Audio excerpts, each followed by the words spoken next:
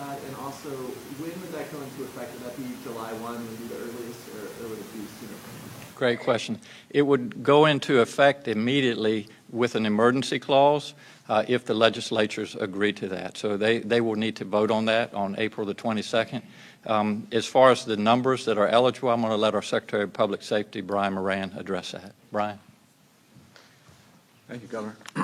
Yes, the question with respect to this really extraordinary action by the Governor, this is the first time ever tried providing authority to the Department of Corrections to make these decisions that does not already exist. We anticipate the legislature acting favorably on this proposal.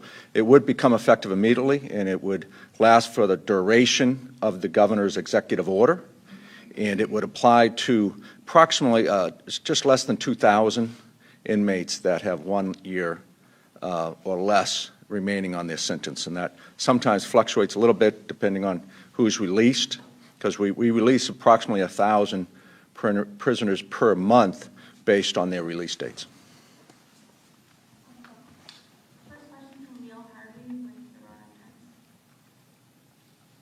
Good afternoon, Governor. Thank you. As you said earlier, the legislature is set to reconvene in Richmond on April 22nd, which could land during the worst stretch of the coronavirus. That's less than 2 weeks from now. Does this kind of large gathering concern you, and should the legislature consider other ways to implement remote voting as other states are doing?